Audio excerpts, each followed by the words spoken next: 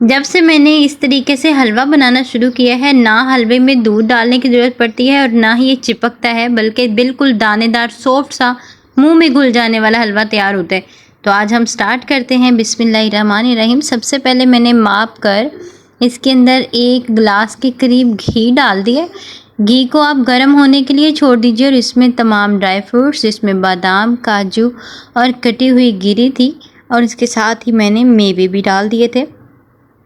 इनको अच्छे से फ्राई कर लीजिए। जब ये कड़क जाएं तो इनको एक प्लेट में निकाल लीजिए।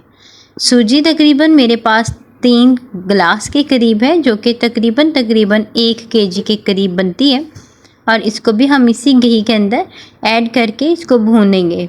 आपने यहाँ पर फ्लेम जो है सूजी भूनने के लिए बिल्कुल लो रखना है, क्योंकि हम इसी तरह से ही इसको भूनेंगे, इसको डार्क नहीं होने देना। जिस तरीके के साथ बाज़ार जैसा हलवा बनता है, आप लोगों को बाज़ार का जो हलवा होता है बहुत पसंद होता है, नरम सा बिल्कुल दानेदार बनता है, सेम वैसा बनेगा। घी यहाँ पर थोड़ा कम लगा तो मैंने ऐड कर दिया। अब इसको शिफ्ट करते हैं दूसरे चूल्हे पे और साथ ही हम शीरा बना लेते हैं।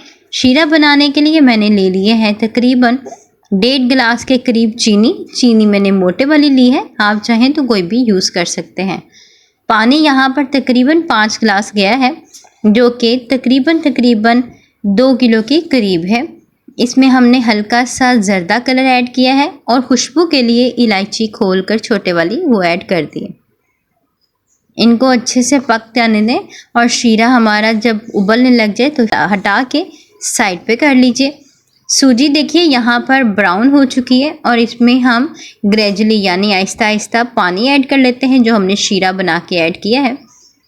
इसको मैंने राउंड अबाउट ग्रेजुअली जैसे जैसे ऐड करती जाऊंगी, हमारी सूजी जो होगी वो फूलती जाएगी इंशाल्लाह ताला।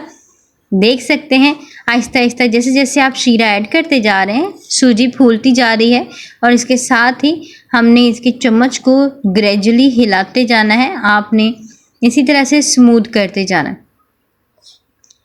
तकरीबन सारा शीरा यहाँ पर हमने ऐड कर लिया है।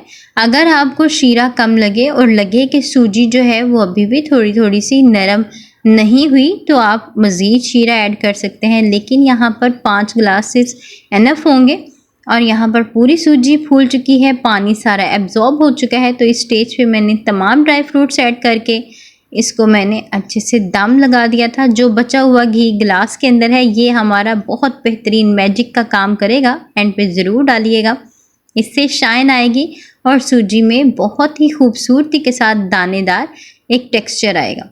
हमारा हलवा 10 मिनट के दम के बाद बिल्कुल रेडी है। इससे सर्व कीजिए और गर्मा गर्म खाइए और इंशाअल्लाह ताला ये रेसिपी सबको बताइएगा, ज़रूर पसंद आएगी। मिलते हैं इसी तरह से ज़बरदस्ती रेसिपी के साथ। अपना ख्याल रखिए। रेसिपी पसंद आए तो ज़रूर सब्सक्राइब कीजिएगा। Take care. अल्लाह हाफिज़।